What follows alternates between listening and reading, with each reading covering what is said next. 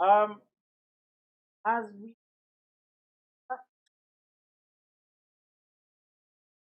and schedule a day where we sit down and talk about the course. Uh, that on things that at kind of reference group just involved. Also,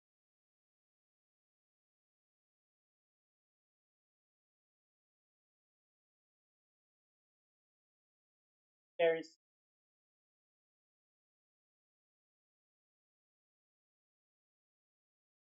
yeah, thought done and questioning.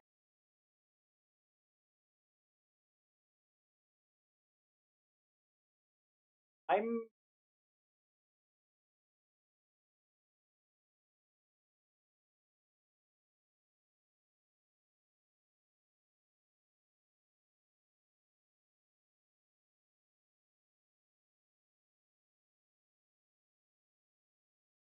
for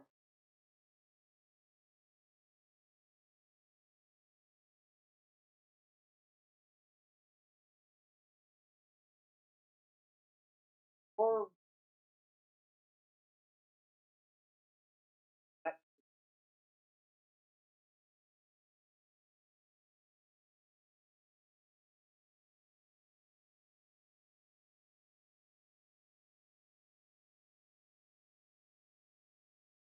uh,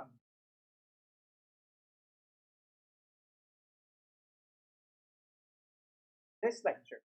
How many times?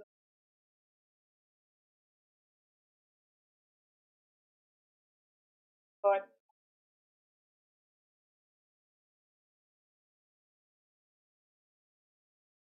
that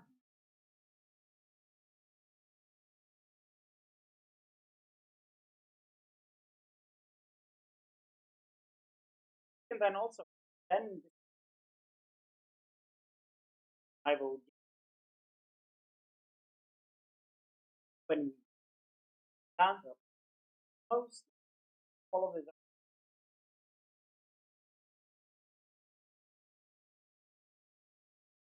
that and also one. Okay,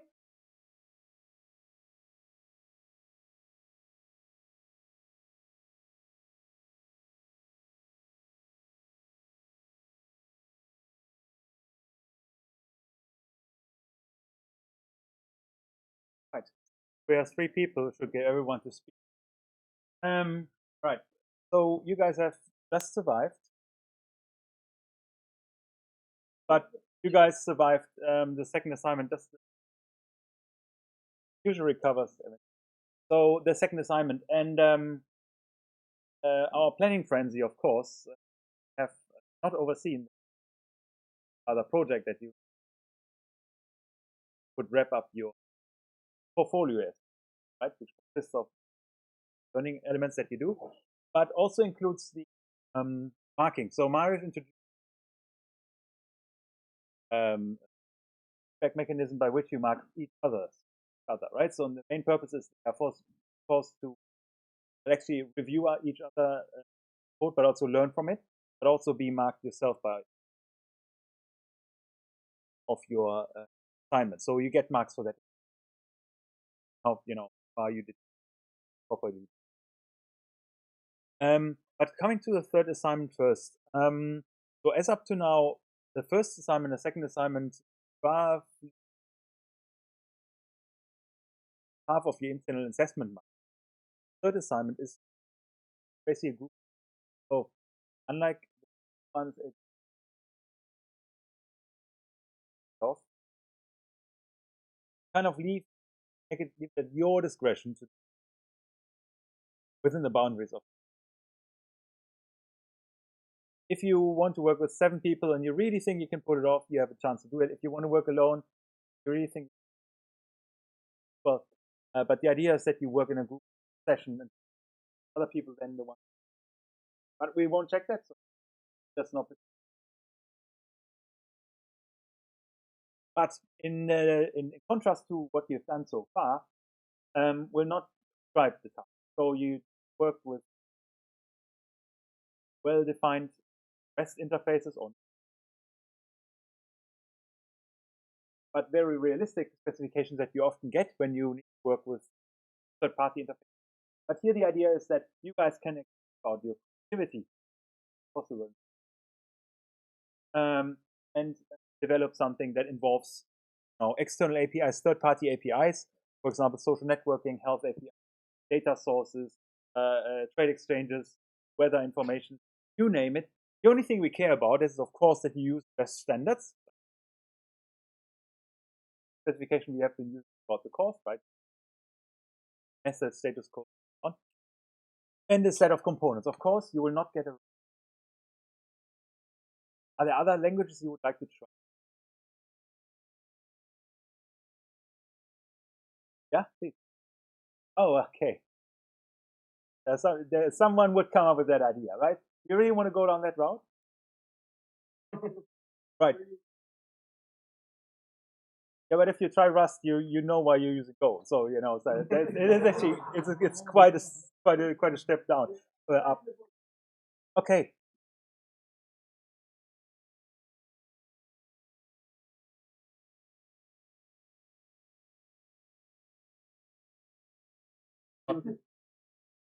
No, it's definitely a level lower. I mean, by the point if we get to that, we can open that up to discussion if you're insisting. But the idea in principle is stick to it, right? For sanity of everyone involved, including the market. That's another point for them. And the other aspect that we want you guys just to use a certain set of technology, right? So you guys have some experience with Cuckoo, muddled around a bit in OpenStack, hopefully. Everyone logged at least up once, so saw some activity, but I can't guarantee everyone did it. And cheers. So that's technology we're looking at. The other one is Docker. So we had a brief session on Docker, admitted videos. I probably have another session on this with respect to multiple containers, having complex multi-containers up to Docker compose. Because I think it's important for you guys to know how it works. Databases, played with MongoDB, cloud function, whatever that may be. Well, no, time briefly, and you will have a bit of a primer in terms of right now after done talking. Marish will show you the pain of working with cloud functions. But the idea is you can come up with any project, any data source of your liking, web APIs, and it's somewhat written so that uses 3 out of the 5 mentioned. So if you're terribly keen, or actually not keen of those, this still want you guys to some of that stuff. For example, if you want to do an infrastructure as a service deployment, OpenStack may be a tool of choice, right? So if you want to stick to PaaS solutions, and then you can play on with or without databases. And databases loosely defined here, so we not necessarily feel like you want to use conventional perfectly fine as well. So that's just basically delineate of what we expect, and saw that some people already set up their groups, so evidently they read the assignment even publicly spoken about.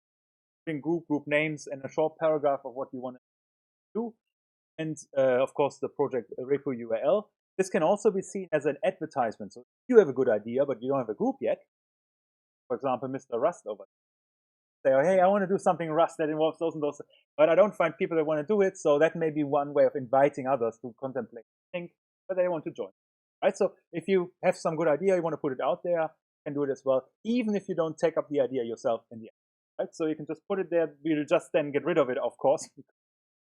Much to mark, we don't. So if you join another group, that's fine as well. But I think it's always a good opportunity to stimulate each other creativity. Perhaps you have some. So 3 to 6 people, exceptional circumstances, discuss about it. Sensible remote work or explorative routes you want to take, which only people want to take. Well, that would be so fairly unproblematic. So right. So in terms of the time tracking bit later, I just want to highlight the marking criteria first. So now we have the challenge here. So we have a project that has those certain technical characteristics, but we need to still figure out what we consider baseline for marking, because we could do a very challenging simple project or a very challenging hard project, very simple or non-challenging, right? So you could have a very unsophisticated solution that people have done before, right? So implementing yet another, I don't know, change. Now to-do list, that's a classic to-do list, right? So, and have some bells and whistles that wouldn't probably be particularly original, right? So the idea is there that you play out your creativity to some extent. But also one other aspect which is important apart from originality of your idea is the clarity, how well defined your scope actually is. Do you have an idea what you actually want to do, or do you just want to muddy the waters by trying out technology, not really sure where you end up with? So it would be better to have a reasonably clear, well-defined scope. But again, this interacts with originality, right? If you try something out that no one has done before, it's often very hard to have a clear, well-defined scope. So that's all right. And of course, code quality, professional practice, blah, blah, blah, boring. But also the work scope in correspondence to group. For people, you probably want to take up a slightly bigger task. If you not so much, right? So, but usually the burden is higher on smaller groups. You still need to get the input. So that's the key idea. So scope, originality, and challenge level, professionalism. How much load is it actually?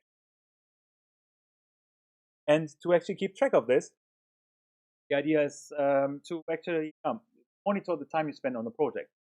And we mean this on group level. So the idea is that each individual has to contribute around 18 hours to 8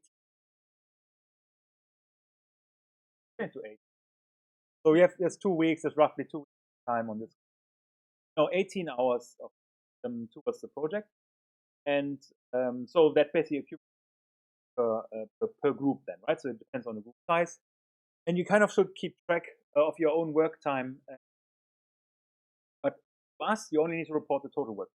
So how you solve it internally, you have one that only works 1 hour on the project and the rest pick up the 89 hours. But internally, so that's the group dynamic there. But of course, but so it's also about managing your own, right? So not only tech, but also the interaction. Maybe here for smaller groups and harder for bigger groups, right? So we are only interested in the overall number, because then we can match, okay, is the output you provided, does it correspond to the number of hours you actually quality? Again, the details individually not public, only the overall. We really that as an opportunity. Number one, getting experience for you working groups independently. Number two, again, the cognitive development that you actually can learn to estimate in terms of management, right? So you can actually estimate proactively. Okay, it's basically just a description of the project, close to what you actually out in group assignments description anyway, and but also some reflective activities where you see, okay, we overscoped here, we need to change it at runtime, and which aspects were hard or harder than expected for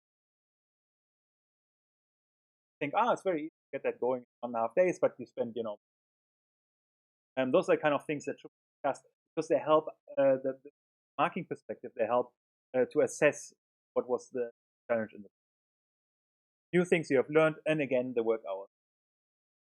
So that's the rough idea. So it's very straightforward exercise. Yeah. So that's the final bit of the project. It gives you a bit more space to play around, try to read before various types. But even if you start using external sources, you find a varying level of quality in terms of specification. So that was a mouthful.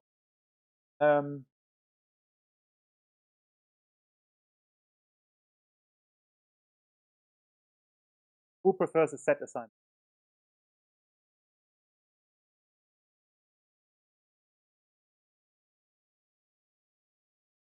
Who's fine with the creativity?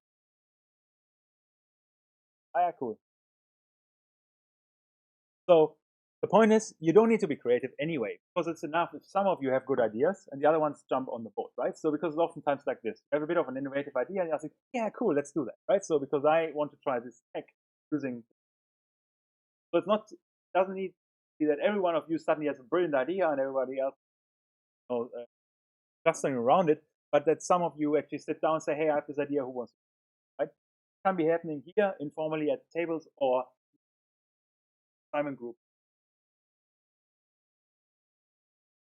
page over there. So you basically can.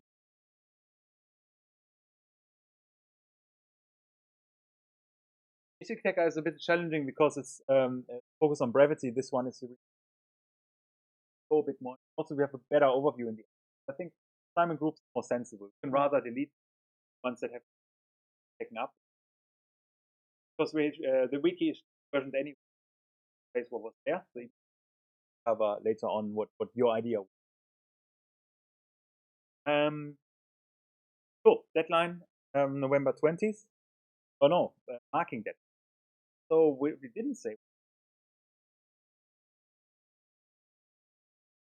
So that's draft run, right? So we don't even give the deadline for the project. You just need to press your mark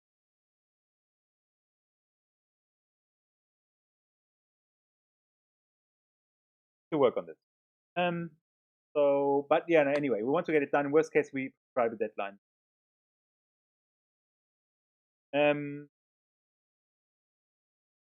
Good. Thought. Question. Did everyone get the gist of? Was anyone really unclear? So it's basically yet another cloud exercise. Technology prescribed to some extent. You have some freedom of choice. If you really want to go out and try something totally else, and you think I can't be bothered dealing with this technology because it's so sophisticated what I do, well, talk to us, right? Then we need to do this because we see that as an opportunity for you to kind of branch out and look on the. Or if you did something in other courses that you feel you want to pick up here and want to build upon, well, that's obviously course, and as long as it's related.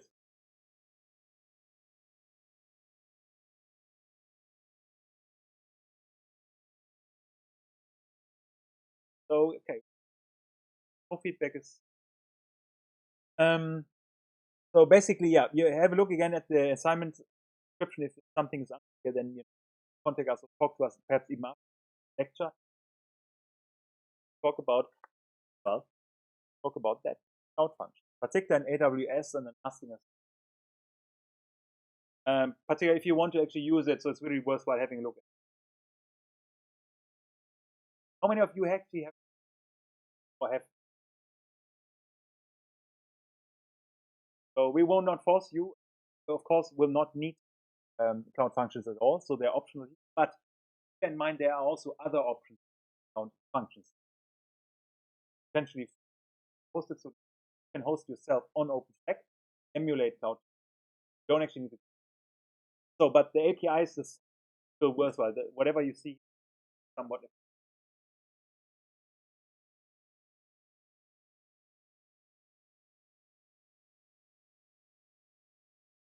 Just it's pure VM, for example.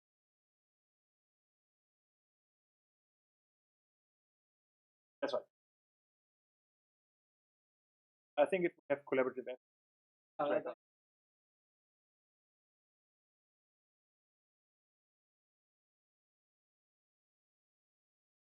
but we can point to that. Fine. Not time we started now. All right. So one more thing. We have this deadline for being marked, and this deadline applies where is it? Somewhere.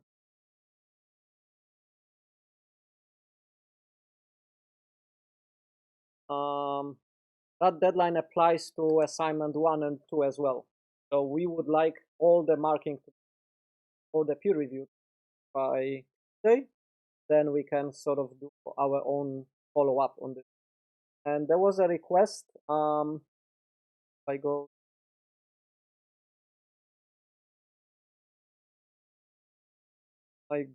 to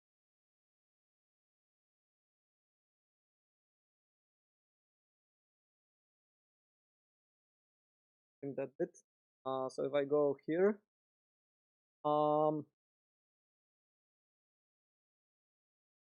have the sheets for assignment 1, assignment 2. We will have one for the project as well, because we have to know who is in which group. So we will do it per group, not per person. So it will be separate sheet for the group projects. There was a request for like a special column which forces us to re-evaluate evaluation. Okay, so we will use our own criteria to mark the submission instead of relying on the marking of the markers, right? So if someone feels they have been maybe too harshly marked by the markers, they can put yes, and then we will reevaluate it. Okay, and then our voice will count. We will not pick who is better. We will pick what we think. Okay, so if you would like to do that, then do that. If you don't put yes here, we still will evaluate uh, everything, but most of the submissions ourselves, and kind of double check if the marking of the markers is correct, right? So we are doing that anyway, but if you really want the re-evaluation, put yes in the column, and it's the same for us. So you can yes here, and then we will re-evaluate it regardless of what the markers did. If you put yes without having any markers, well, we would evaluate you anyway, but there is a penalty for not having markers. So you try to have or for your assignments and for the. Okay, so this up. Right. So what we will talk today is cloud functions. We started talking about cloud functions the last lecture when we talked about AWS. Nobody raised their hand that they have AWS account, so it's entirely optional. As Chris was saying, you can play with some of those technologies open fashion, and there are alternatives. But I do encourage you to create an account and play with OpenStack as well, with AWS, I mean. Why? Because it has some features that are sort of in the forefront of technology, and what we will be doing today is kind of in the that from certain perspective, the technology is not there yet. Actually, quite cumbersome to use, not well documented. It's provides good functionality in the sense of what it should provide, but it's not kind of fine tuned yet. And you don't have this sense when you're dealing with, and you only get this sense if you deal with products which are kind of on the cutting edge. So, create an account. You have to provide the credit card details, but you will not be charged. Everything which we are doing is sort of still in the free tier. So I encourage you, but you don't have to do that. I will sort of show all the details of how it looks like and what it feels like. So you don't have to have an account to get a sense of how it is used. Let me go to the lecture, and we will put some additional resources in the wiki, so you will have those alternatives Christopher was talking about. So we're using kind of the same portal as before in the lecture, and have some slides which summarize some of the presentation is a little bit live, so I want you not to watch the slides. I want you to how it actually looks behind the scene. So okay, Lambda. So we finished the previous discussion on Lambdas on this point, where we have highlighted where it could be. So what is the kind of the advantage of using Lambda functions versus say Heroku? What do you remember?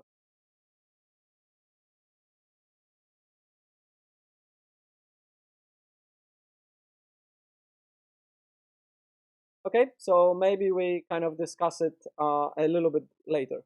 So let's have a look of what Amazon says about Lambda functions. So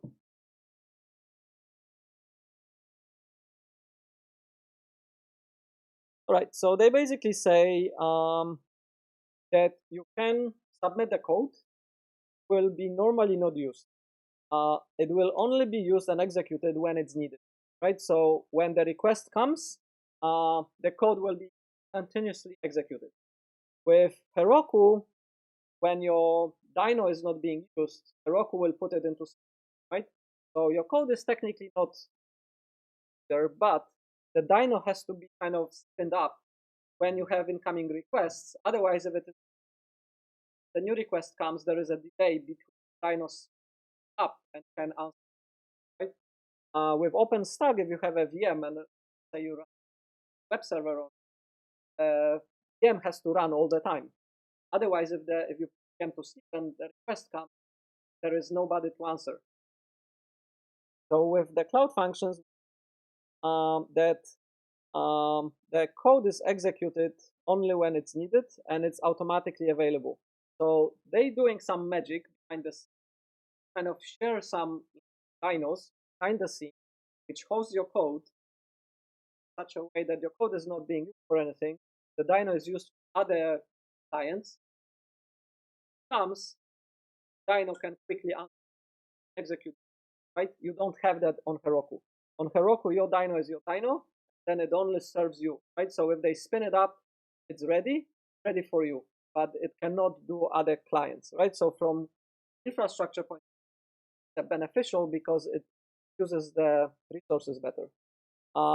Then there is the usual, you pay only for what you use. So if you not using it, you pay 0. If you get up to 1 million calls, pay 0, and then you only pay on top of 1 million calls which already handled by the infrastructure. You can run any type of behavior that you want, and you don't have any administration. So once you put it there, there is no need with your dyno, with your upgrades, with them, with the operating system, with the security of the operating system, with the 0 administrative overheads to actually execute stuff. If you do that on Heroku, so let's say you have your app deployed on Heroku, it follows the same pattern. You don't actually care about what runs taken care by Heroku. In that respect, the two are kind of quite similar. But the similarity ends with this line. So your code lands on high availability platform, which is the same as with the difference that the dynos went put here now high availability all the time. And you can run code written in those languages. So they do list Go, which is supported. That's what. But if you really want to take advantage of cloud functions today, Python and Node.js are better languages. The reason is that Go is a binary compiled language and you have to do the compilation step yourself, and the backend cannot really support you with what the code can do. And the support is not as well integrated. It's you better off using scripting languages like Node.js and Python, which are sort of then the infrastructure help you have built editors you can. For cloud functions today, you can use Go, and we will do that. But it is much easier if you use Node.js or Python because the support is rich for those two languages.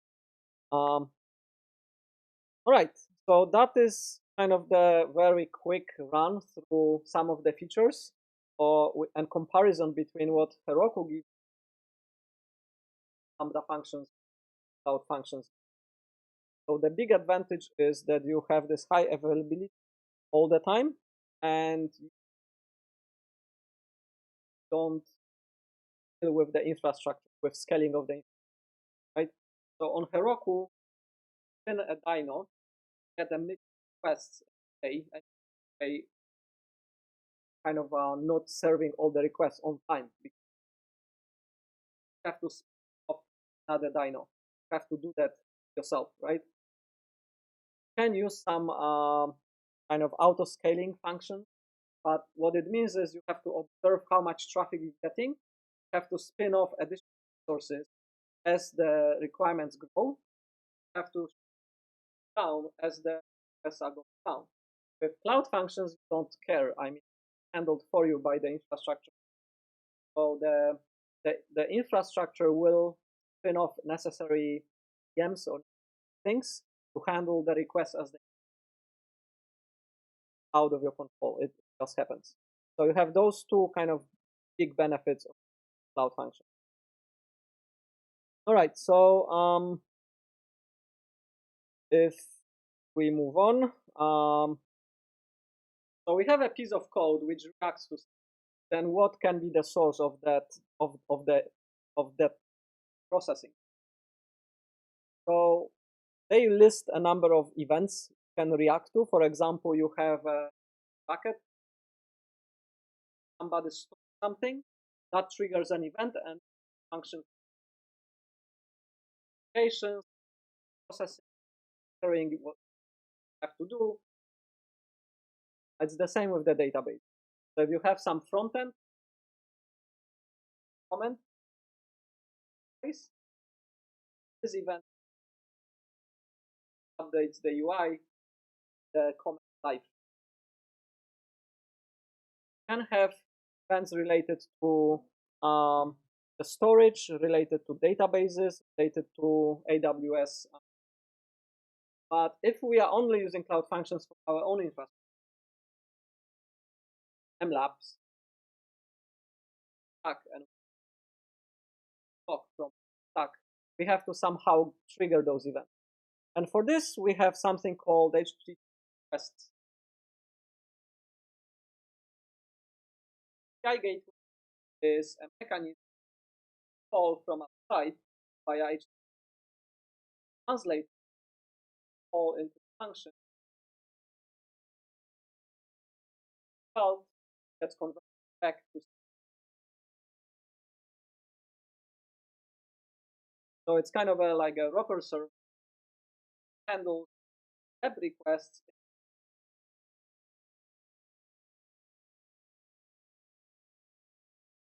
But with how it works, that's how it is described in the text. For example, if I here, you can use you can invoke yeah, exactly. So you can run your code in response to HTTP request using API gateway, right? And they have it in the same sentence as you can use Amazon S3 bucket, table, events, you can use the SDK, and so on. It's kind of true, but not exactly. We will see.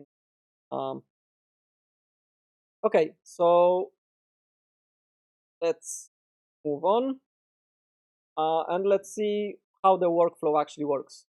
So what we need kind of a piece of code which will do something for us. For the demo we use a very simple piece of code. So I have placed the I have placed the demos here. So what we will do is we will have a very simple function.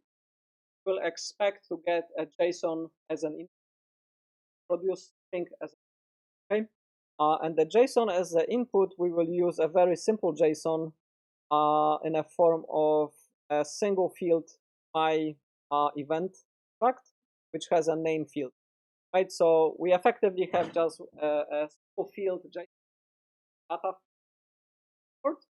has a name attribute, and we just pass string to it, and of course we're gonna return hello that name, right?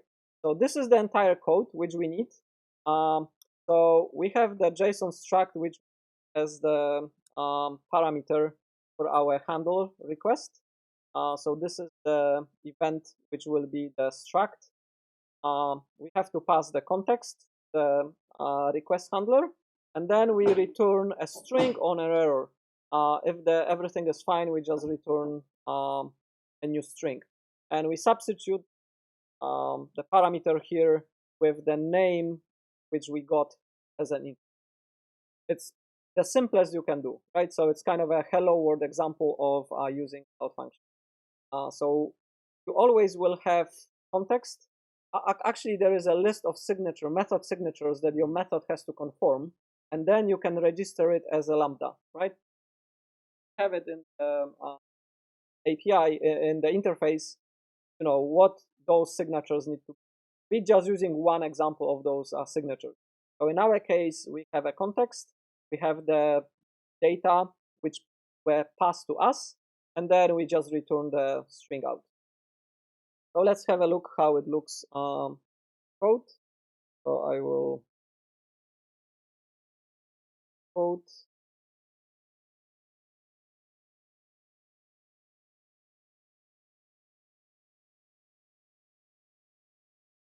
Okay, and inside Lambda.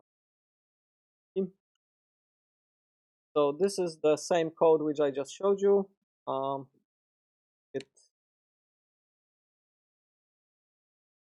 But trust me, it's exactly the same code. So now I have this main.go file in the folder, and I have 3 dependencies, right? So I have to go mod tidy to clear up the dependencies, and before that, what I did was I said go mod in, right? I initialized the modules folder command. So then I have the I have this name for my module, and then go mod tidy kind of organize my modules. So now, as I said, because we're using Go, we have to compile it, and because we're using AWS Cloud Functions, we have to compile it for Linux. I'm not running Linux, so how would I do that? How do I compile my code for Linux if I don't have Linux? Well, you do that very simply by saying export Go OS as Linux, and it's a kind of environmental variable which sets Go OS to Linux. And then if I say build, I say go build, I will have Go to build my module for Linux. So if I now see my code, I have the executable, and it has been generated. And if I ask what executable is it, I will see that it is an ELF64 Linux executable, right? And I cannot run it on Mac. So if I try to run it, it says, oh, come on, it's the wrong format. You cannot. If I change the Go operating system to Mac, I can file it back to Mac and run it locally here. Right, so now we have the project. So we have this code, which you see here with our function, and we have built the executable. So the final step before you can ship it to Amazon, you have to zip it. So I will do that by clearing first and then saying zip, and I will call my zip IGC analysis again .zip, and I will put all files which I have in this folder into the so Go modules, Go sum, IGC analysis, and main.go. I'm not sure actually if I need sources. Right, yeah. So you actually need just this, right? You only need the executable run when deployed on the AWS. All right. So any questions about this step? The only magic really here is this import. Right. The rest, standard JSON struct, nothing fancy, just the usual things you've been using so far. Printing into a template, so using sprint, you can check how it works. It basically generates a string which substitutes the parameters with the parameters you're passing to it. You probably used that already as well. A single function which has a particular signature, And in this case, it has a context, which is a standard Go thing, and the struct, which we just defined, and it produces string and error. And then you're using the lambda start register your handler. And the lambda start comes from the lambda package here, right? This took us with Chris, I don't know, 20 minutes to work out. You just follow the tutorial and off you go. You have your hello world function. Okay, so it's 2 minutes to break. So I will do a break now, and then we will continue watching the AWS site, how you actually deploy it and how you use it. So 10 minutes break till 10 past 3.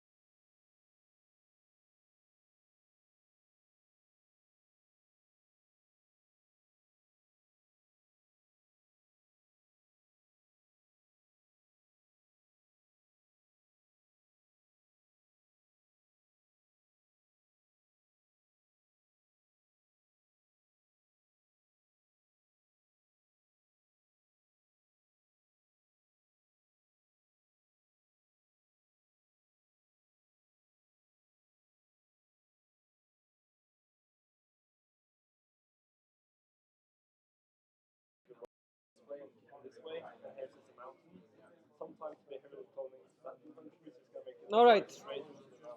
So so what we'll do is I will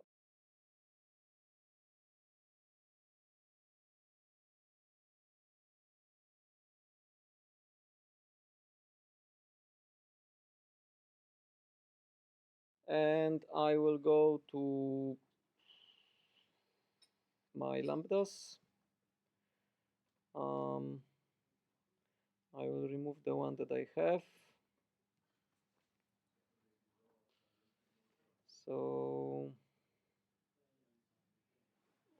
where is it?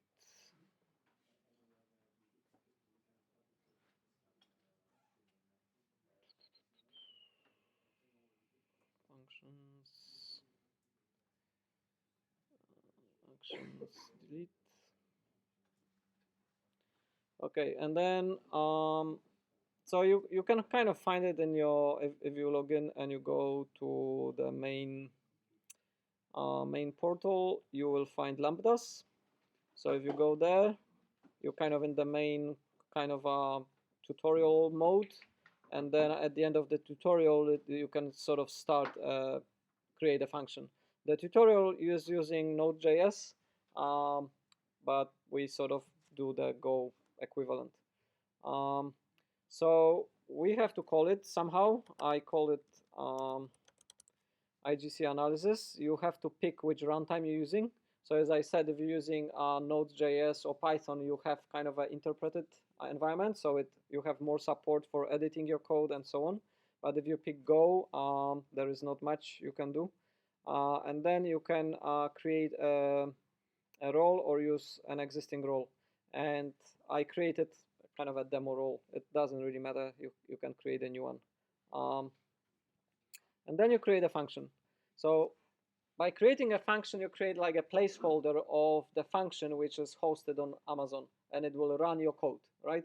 So this is like the function. So this piece here is the function, the kind of the Lambda, the logical cloud function, which takes some parameters and produces some results, right? So then I can try to test it by specifying, you know, you can pick kind of for your test, you can pick a template. I'm kind of picking hello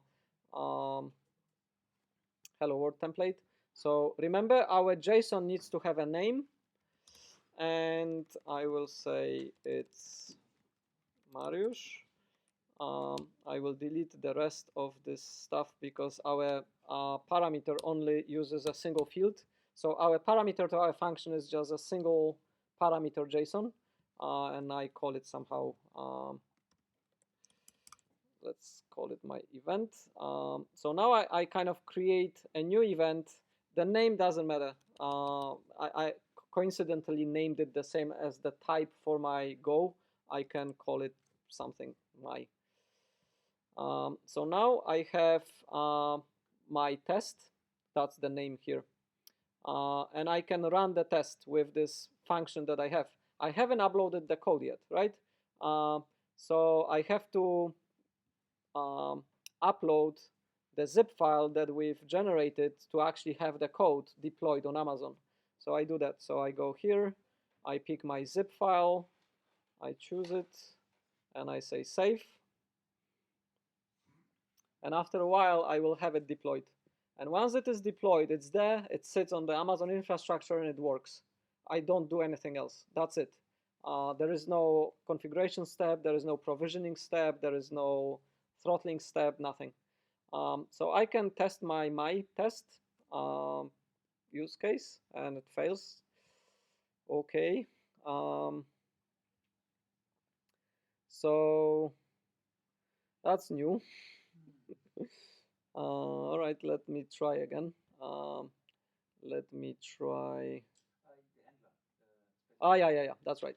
So I forgot the handler name. So the default handler is called hello. Yeah, thanks for spotting that. And what was the name which we used? If we go back to here, Lambda IGC cat go module, we see that our name is IGC analysis, and what I've built, what I've built is also called IGC analysis. So that is my handler. This is the name which I need to use for my handler. So I do that.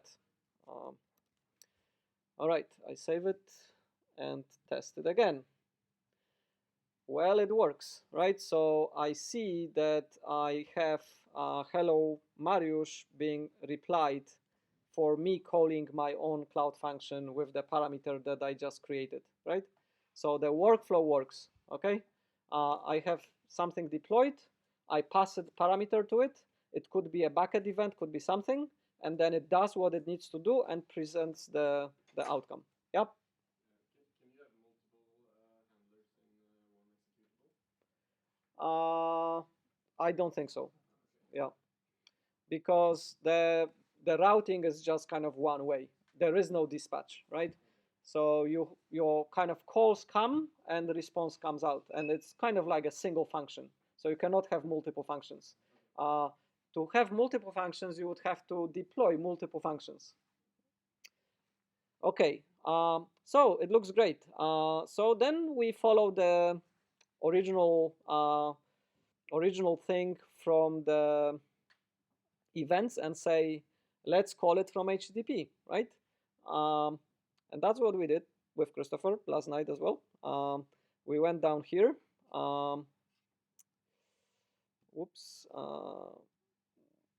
We go functions,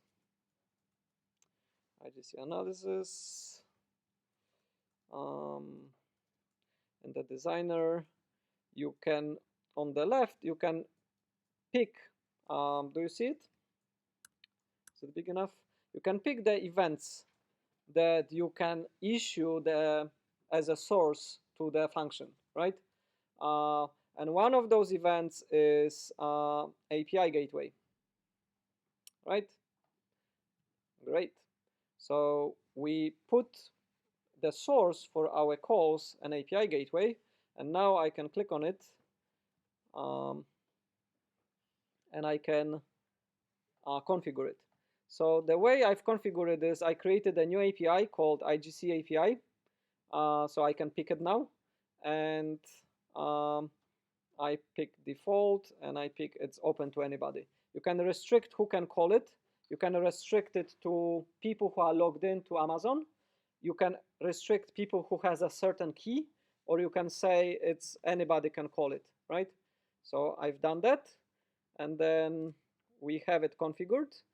Not yet. After, yep, we have it configured, and here is our HTTP endpoint.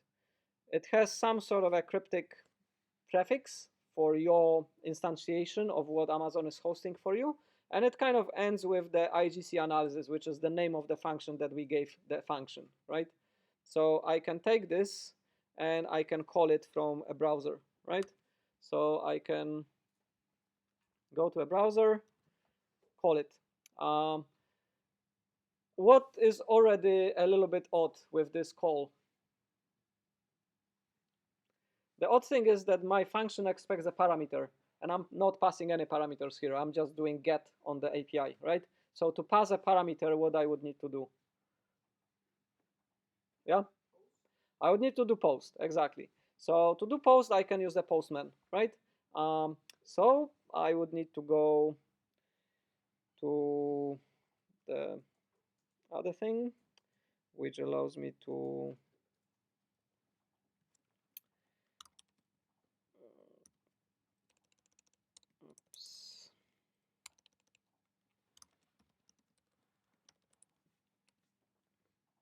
I'll just run postman.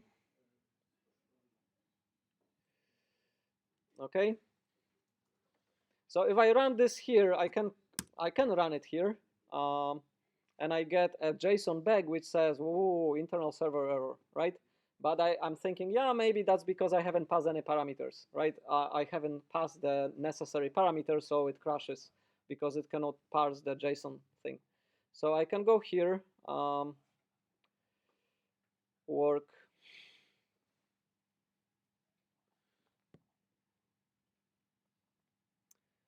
Yes. And I can go, because I tried it already. I have this URL here. You see, IGC analysis. I have a post. I have a body, which is again name Mariusz, and I can send a post request to that endpoint. And if I do that, oh, I got internal server error as well, right? It's not working. So that's the point where we got stuck with Christopher last night. And it took us, what, 4 hours to figure it out. Well, the first difficulty is that you kind of see that if you look here, I have some, I can go here and I have some monitoring activities, right? But it says, well, your monitoring is kind of not really set up. It just tells you, okay, who was calling you. You can see the CloudWatch, but it is quite useless. It doesn't give you anything why something is crashing, right? So I'm calling stuff now. Yeah, 3 o'clock. So that's the latest track, latest log, and it's like, okay, you know, things were being called and things are not working correctly, but I don't know why. So it was quite difficult for us to debug it, like why it is not working. So eventually we discovered that if you, what was the click thing you have to do? Yeah. If you click, yes, you have to click on that first, and then click on this one. You get to this page, right? And then it turns out on this page, you can actually test your API as well. So we've been testing the API, and if I test it here, it works, right? It continued to work fine. It says, hello, Mariusz, I'm passing it this JSON, and it works fine. But it's not the sufficient test to demonstrate what the problem is. So if you do testing here, you can again pick which API method you want to use. So let's say we want to use post. We don't pass any query strings. We don't pass any headers. We will pass the request body, and we have it called name new Mariusz. Okay. And now if I test it, it says you get a status 502, which is the internal server error, and I get internal server error. So it doesn't work, but I can kind of see more details here of what is not working, right? And you can see that the method is passing new Mariusz to name, and then the endpoint body is translated into this JSON, right? So I can see that my request is okay. It kind of gets passed to the call. Then it gets translated into this. And this is being passed into the actual function. And then the response is received. And the endpoint, so the function returns hello, right? I'm already missing the parameter, right? So the function has been called. It processed the request, and it produced the text, the string, and it's missing the parameter. So I'm saying, okay, already something, there is a mismatch. Something already didn't work. And then I can see that the Lambda responds with the response is malformed, right? So after like hours of searching what it means, why it might be caused, and so on, we discovered that actually if you're calling a function from the API, it is not automatically wrapped in such a way that the parameters are translated. You have to do the translation of the parameters in and out yourself. What does it mean? It means that you have to, so if you go here, I will go to another example. And let me open that. So you have to change your main function slightly. So remember before we had my event as a JSON struct. It's the same thing. Yeah, let me make it bigger. Now the handler request doesn't take context and the actual JSON. It takes request, which is an API gateway proxy request, and it produces a response which is of type events API gateway proxy response, right? So I had to modify my API on my function to match the fact that it will be called from the HTTP API and produces a response to the HTTP API. And it also, the second parameter is an error. So then I have to parse JSON myself. So I have to get the body out of the response and say, yeah, so I have my event being inside the request body. I'm parsing it to the event, which is my name. And then I'm producing response body, which is the text plus the name, which I had. I'm making up the headers to put that the content will be text plain. And I'm setting up the status code to 200. And I'm returning the response, right? So this code is almost the same as the previous one, but I'm manually setting up things for HTTP, right? I'm manually kind of dealing with HTTP here. It's not magically happening for me by AWS framework. I'm kind of managing myself, right? So if I go now here and say, let me see how it looks like in the command line. Yeah, so if I say go build and I build it, I kind of named it the same. So it is also called, if you see here, it is also called IGC analysis. The same, like the module, Go module is called IGC analysis. So I'm kind of using the same names for convenience. I've built the executable. I can zip it up. Same story as before. And I can redeploy it. So if I go to my Lambda console,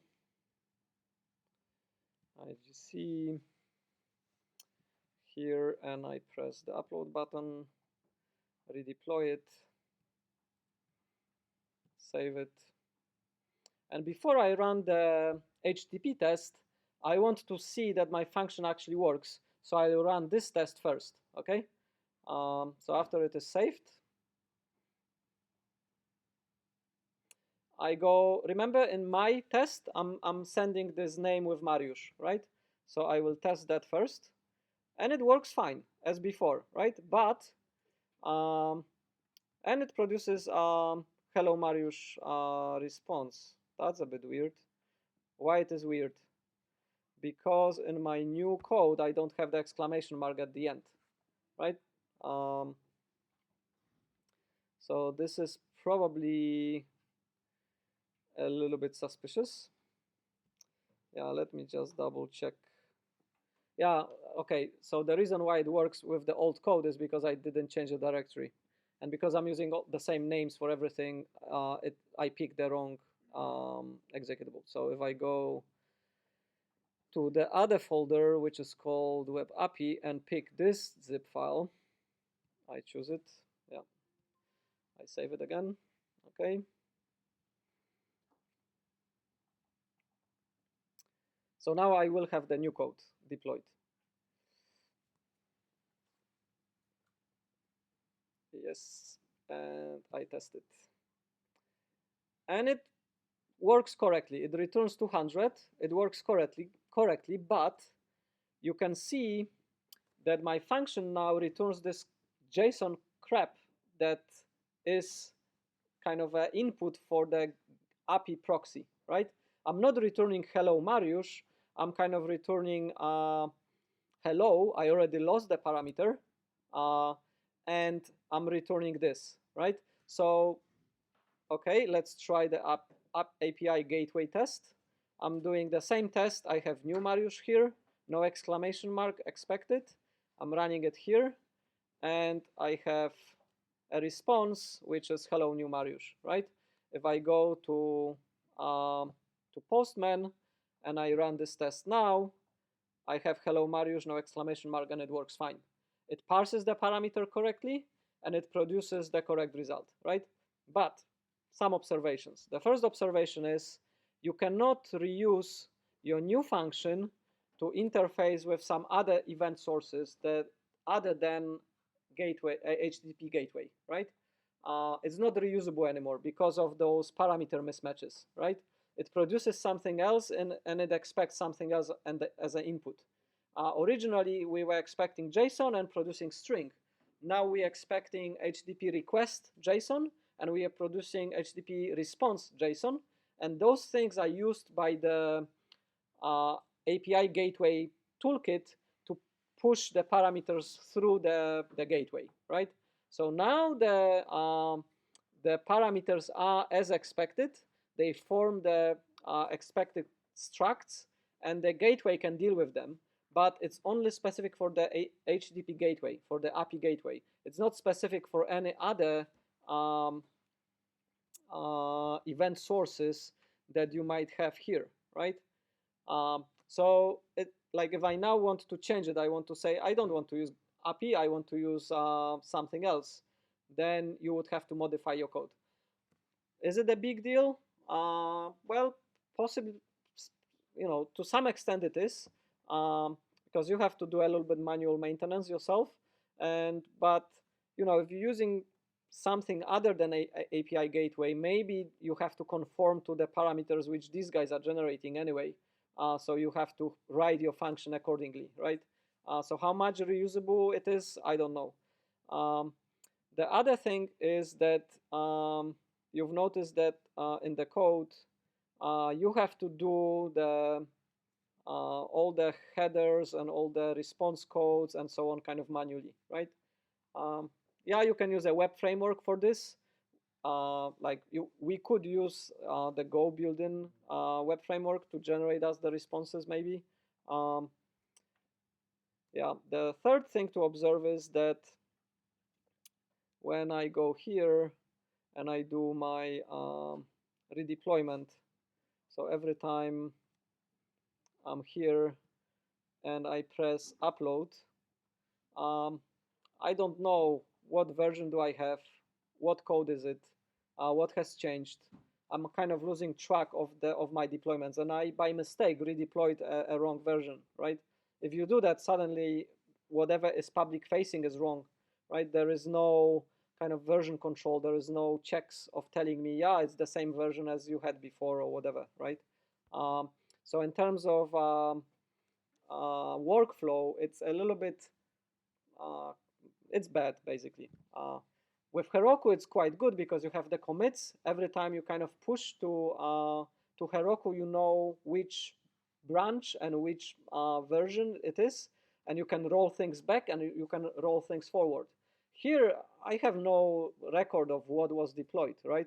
So if I have a cloud function which does certain things, and for 1 hour someone changes it to something else, and for 1 hour it does something different, and then it puts back the original, I will not even notice. I will not have a kind of a track record of that. Maybe there, you need something like this. Okay, what else was annoying? I kind of covered the annoyances. Versioning. Yeah, no versioning, yeah. Specifically, what would be better if you were using Python or Node.js? You would have kind of a built-in editor here where you can actually modify your code functions yourself in the browser. So you can redeploy it and kind of see what it is and redeploy it if you pick some of those interpreted languages. You see that they actually say that they say it's too large. I mean, that's hello world. It's like 5 lines of code. That's not too large. It's just that they need a binary, right? And that they don't even care about your source code. With the other languages, they care about your source code and they can run your source code because it's an interpreted language. So you will have inline code editing feature, right? Here we don't have that. So you basically always need to have a fully fledged development machine at the client side, right? So you can't just log in, sitting on the airplane and you want to fix your cloud service because it mocks up. You still need to have your dev machine around with you, including a fully fledged Go environment to compile. To compile it. Yeah. And that kind of defeats the purpose of going everything as a service, right? So because suddenly you're back on your machine. So that makes it a bit clunky, a bit ad hoc. I mean, it doesn't feel like thought through in a way, right? So with Heroku, you don't need your build environment. You just need a code editor. Push your modifications and push to the Heroku. Heroku does the build and does all the dependency tracking and so on for you, right? So it's a little bit more advanced. But I'm sure they will get there at some point, but at that moment it's not there. And in terms of Go support, actually AWS is more advanced than Google, who would put more resources into cloud functions for Go, being the father of the language. But Amazon does better job so far. Yeah. Okay, so let's go back to the slides. Any other questions about the demo? How useful is it? Well, you can isolate individual, like remember for assignment 2, we had some specs for get and post and so on, right? You can do each of them as individual function, right? So what's the advantage of that? The advantage is that you can kind of decouple your kind of monolithic application into an independent set of services, which are handled kind of independently from each other. Our API calls were stateless. We didn't need to keep state between the calls, which is perfect for kind of this type of architecture. Yeah, we will discuss a little bit about the advantages in a moment. Yeah. So yeah, let's go back to slides. So we kind of went through the workflow, how it works. So the workflow is a little bit cumbersome with the zipping and so on. You can automate it to some extent by having some makefile to build and zip things for you, but you still cannot really go beyond the kind of manual deployment. There is command line tools for AWS, which will kind of help you with this, right? So you can automate it with the command line tool support to some usable extent. So we only demonstrated kind of a GUI based, so let's say demo, and the text / command line. Yeah, you could do that as homework. So what are the advantages? What would you say? Yeah? Charge per runtime. Yep. But one thing that's probably interesting to look at when you're just running browse, look at how they bill actually. Because one of the tricks is there as well, they bill by 100 millisecond of runtime, right? So even if you have a seemingly large number of cores or seconds that you can actually use for free, what's the minimum, quota they're charging with? And you find, yes, that was the one. Let's go back to that one. You see the last line there, bottom, report. See, build duration 100 milliseconds, actual duration 11 milliseconds. That's the classic one of how they overcharge. Like basically by getting the unit wrong, right? It's like you being internet for your mobile phone being charged per hour. Oops. And only serve 1 minute, right? So that would be a kind of equivalent situation there. Yeah. So that's what Chris is saying, that they round it up to the 100 milliseconds. The smallest right? unit they charge. The smallest unit is 100 milliseconds. So that's a pro, con, sorry. That's not a pro. Yeah. But it's something notable. So you need to look at this, at the reports, if you play with AWS, how they charge. It's not just exactly the runtime you use, but it's actually their minimum increment, basically. Yeah, so it's not continuous. It's like in increments of 100 milliseconds. What are the, yeah, by the way, if you go,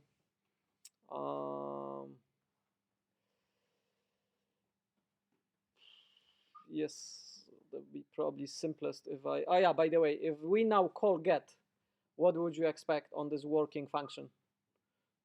Should it crash? Yeah, let's try it. It works. It just doesn't have the parameters, right? So it sort of returns me hello with an empty name because it didn't get any parameter, right? It's also a little bit it would be nice if it would probably work with the query parameters. If I could say name equals Mariusz, and it would parse through, but I have to deal with it myself in the query parameters of the request, right? So it is possible to have it like this, but you would have to code it manually. What I wanted to check is AWS Lambda free tier. Oops. Yeah, there's something. Free. This is part of the free tier. Yeah. So you can check the details of the pricing, and they tell you with the free tier you have 1 million requests per month for free, or 400,000 gigabits seconds. Yeah, so your code occupies certain amount of RAM, and it's being used by a certain amount of time. And if you take those two metrics together, you get this number, right? I mean, you will get a number which this one is the quota for. So if you have a very small footprint and you're being called a lot and you don't use much resources, then you have 1 million request quota. You cannot be used more than 1 million. You will be charged every call above 1 million. But if you called infrequently, let's say you only called 100 times per month, but your calls are very heavy duty, you're doing some video processing or some analysis, they will compute how much RAM you're using for how long, and this will be your quota, right? So you can see there are some sort of innovative ways of like charging for usage of the infrastructure.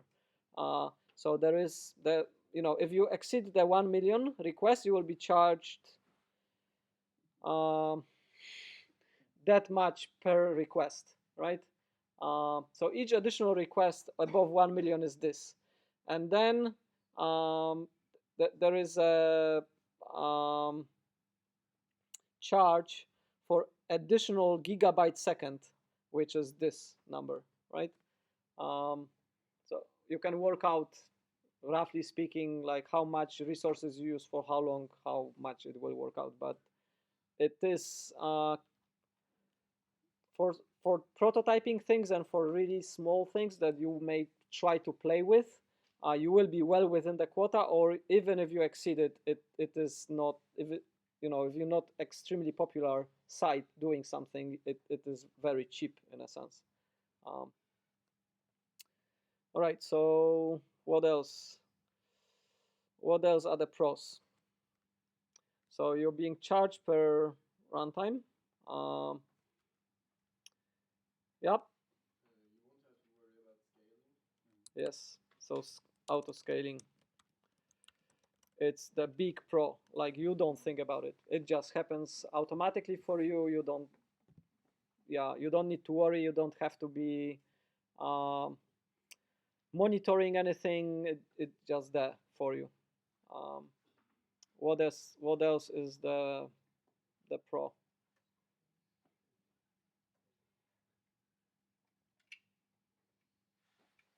Yep. It's very accessible. Yep. Accessible. So imagine that you have your Heroku app, and it has, I don't know, 15 different API endpoints, right? And you want to kind of modularize it, split it into microservices, and kind of make different bits done in different ways. So for example, you have one API call where you really have to check what has been put in, right? So for example, you're doing some financial operations and you have to make sure that the contract which has been passed through is validated, and you would like to use Haskell for it. You don't want to use Go, right? But you have this Go application and you say, I want this extra functionality, right? Then you would need to isolate it, write in Haskell, and kind of deploy it, right? Yeah, they don't have Haskell support, but it's a binary, right? You could think that there shouldn't be much problem having binary support for other languages, right? And then you could deploy it as a cloud function. So you can modularize your application and be language independent. You can have bits and pieces of your application written in different languages. right? So it kind of allows you to easily modularize larger apps for various reasons, right? You could modularize your Heroku deployment, right? So you have your normal Heroku app, you isolated this Haskell thing, and you say, okay, that will be another app which I deploy on Heroku. But you have to manage that. Now you have 2 dynos, right? And in the free tier, you only allowed 1 dyno. You cannot have 2 dynos. So you have to pick which one you're gonna run, and so on. So you could do to some extent modularization with Heroku-like deployments, but it's much easier with Cloud Functions. One aspect also is offers opportunity for new business models, right? Because suddenly you can provide a very specific task that can be long running or short running in the form of a cloud function, just have the API ready there, right? So, and then have it invoked by other services, for example. For example, the group project you're writing could invoke a third-party proprietary function there without having access to the code as such anyway. So you don't need to provide fully fledged services anymore. You could just provide functions, right? It's really what you do. For example, financial calculations or risk analysis or the like. Then it's not really about providing someone with a fully fledged GUI application, but just providing this functionality and having them plug it into theirs. Exactly. So I added one more, which is the built-in monitoring. As you've seen, we have this, those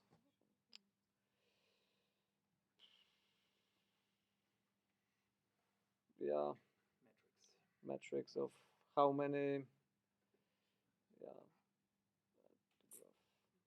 things were called when and so on, and I can extract this data by API as well.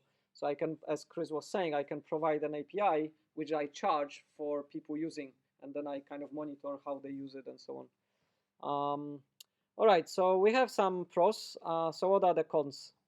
Okay, we see that they are cheating a little bit on the charging, but that's sort of like a technical detail, right? Factor 10 technical detail. Okay. Mobile operators were doing that. In New Zealand, even they were doing it like a few years back. The model for charging per second was introduced when I was there. Like, it's not something ages ago. It was relatively recent development. Otherwise, they were rounding everything to a minute, right? So you start a call and you hang up. Okay, that's 1 minute charge, right? Okay, what else? What are the cons? So we've already isolated no versioning. They could add it easily, right? So you could see that can be fixed relatively easily. Deployment workflow really needs command line support, and you have to set it up manually. Like, you have to use the AWS tools, command line tools, to kind of do that and use some sort of a make file or something to automate it, right? Let's say automation. But you can do that. I think one thing that's really a bit of a disappointment after playing around with this, that you kind of force back from application to protocol level, like this wrapping about the HTTP API request and response types, right? That you actually need to model HTTP requests in an AWS proprietary format, right? So that's right. And actually link it to your application. That's the kind of stuff you want them to do. That's infrastructure, right? That's you right. just want to get the body and you want to send a response. That's it. But you don't want to reconstruct JSON in the very format that they need to use in order to populate the API responses. So that was a bit of a, and it makes it inherently flexible in terms of the use of other triggers, right? So as Mariusz mentioned before, so it's now very hard to link it, for example, to an S3 event. Yeah. Meaning adding something to the bucket, for example. So again, I mean, the answer to our problems, which we had for hours, was to find the actual API which they use. And I linked I linked the package. So you basically have to conform to the request struct and to the response struct, which they use internally, and it's up to them, right? It's not your code. It's kind of Amazon code to interface whatever the cloud functions are doing with the rest of the web. So this is kind of inconvenient to manage yourself. It should be done automatically by the infrastructure. You don't care it. It doesn't bring any business logic to you. It's sort of just the infrastructure translation layer. Yeah. So that is how would you point it? Lock-in effect. Yeah, lock-in effect, low level.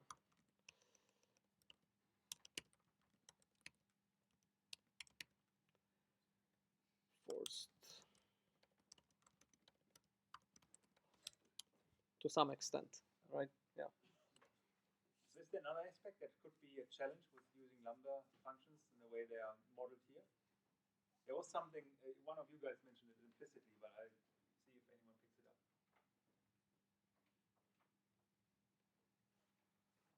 Well, is decomposition always good? Functional decomposition.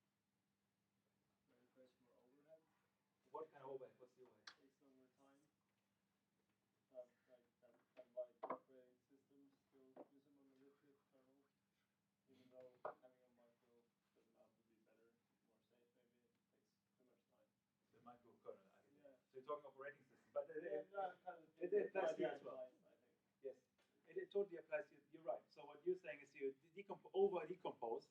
You spend more time on coordination, right, between all different web servers and functions and so on that you're actually collating than the actual business functionality that you want to plan to provide. So at some stage it's cheaper, or you need to think, okay, does it make sense to single out this functionality and actually make a Lambda function out of it, or do I leave it in my rather coarse-grained Heroku functionality in my web service, right? And the idea is here really that you cleverly think about, okay, what am I doing with Lambda functions? It's usually specialized, demand-sensitive, long-running functionality, right? So if you, for example, convert your collection of pictures to resize them to different sizes, want to do it asynchronously, or you want to do a payroll, or anything that's quite computationally expensive, meaning it stays considerable time on the server and does stuff there. For just yet another request to a database, that's probably not the sensible move of using Lambda functions. So the risk is just to use them wrongly, because it's just available. And you definitely have the performance overheads here. Like if you have a single Heroku app with 2 endpoints and they do something between themselves, it's much better if it's in the single process, if they are kind of living on the same VM, right? But within here, if you have 2 cloud functions and they have to do something with each other, yeah, it's kind of costly because those calls are kind of cost. They incur cost. So you, as Chris was saying, you have to plan what makes sense to have as a Lambda function and what makes sense to have inside the monolith. Yep. If you wanted to write something like assignment to using Lambda functions, would you have to like initialize the database connection in every function? That's a very good point, and I've spent some time researching it because people using Lambda functions with databases get into a lot of problems. The reason for that is that the cleaning up after Lambda functions are finished is not necessarily quick. So sometimes, because you have to open a connection to a database from your every Lambda function call, right? They are not shared. So if I call my Lambda function and you call the same function, they have 2 instances, and my one has to open a connection to the database, and your one has to open a connection to the database, and they don't share state, right? So if there is like 1,000 calls to a function which opens 1,000 connections to the database, suddenly your database saying, we ran out of empty connections. Nobody can connect to me anymore, right? And then even if I finished, the connection is not dropped immediately because they kind of persist a little bit.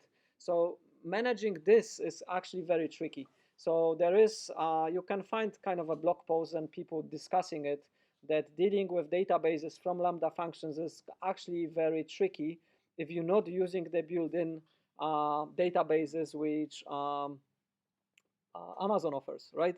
So if we go back to, where is this Lambda? If you go back to here and you can say, I want my Lambda functions to work with the Amazon database, then all those problems go away because they manage the insights for you. Then it works really well.